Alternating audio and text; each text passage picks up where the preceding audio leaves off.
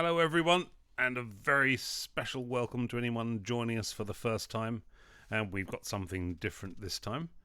We singers are going across the Atlantic and back to the time of the American Revolution, and we're going to sing the wonderful Isaac Watts hymn, Now Shall My Inward Joys Arise, to a tune by one of the greatest early American hymn composers, William Billings.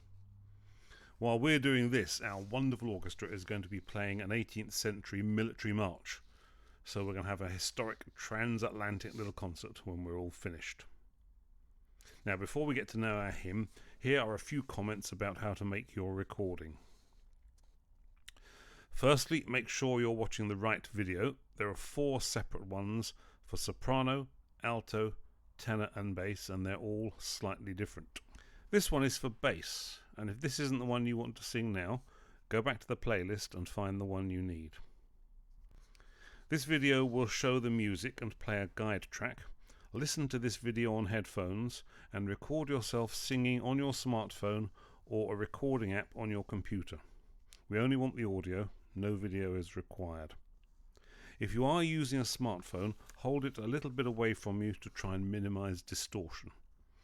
And also, do please try and avoid background noise like traffic rumble or banging doors, and especially try and avoid hum or hiss, which sometimes can occur if you're using a smartphone and you place it on some other electrical device. And make sure you're only recording yourself. We don't want the guide track on there as well. Now, this isn't a long hymn, but nonetheless, if anything goes wrong, you don't have to record the whole thing again. Just keep going. Join at the next verse, and then afterwards record again the bit that went wrong, either at the end or on a separate audio. And we have special magic powers, and we can stitch them together, and nobody will notice a thing.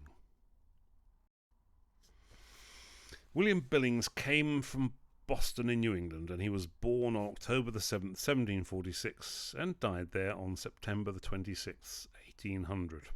He was a tanner, and also the hog reeve, meaning he was responsible for keeping marauding pigs out of colonial New England gardens. In those still early days, settlers from England, Scotland and Ireland came across and brought with them their hymns, including many from Isaac Watts.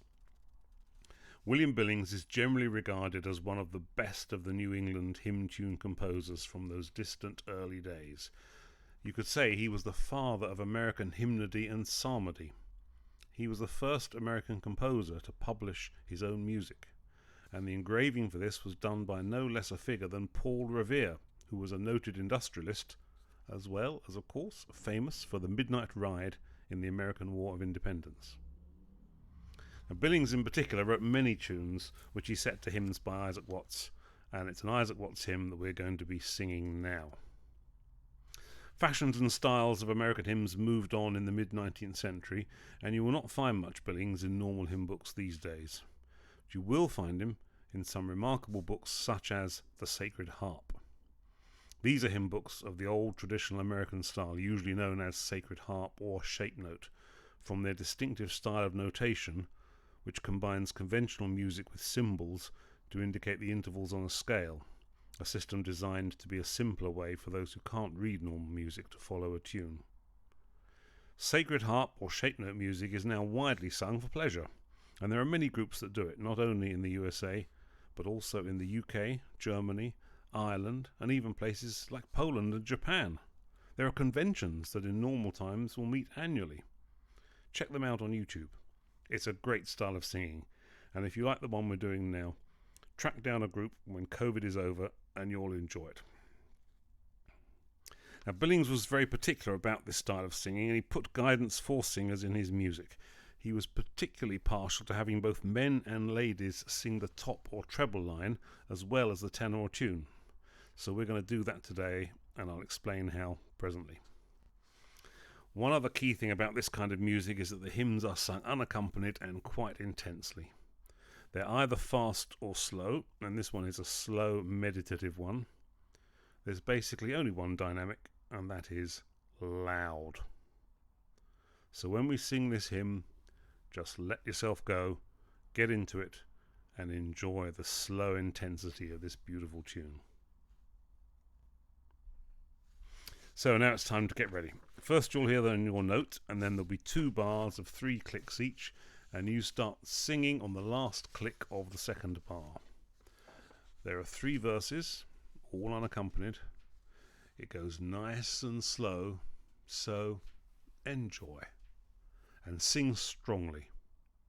And in particular, it's part of the style to really emphasize the first beat of each bar, so there's a powerful, steady pulse to this whole piece.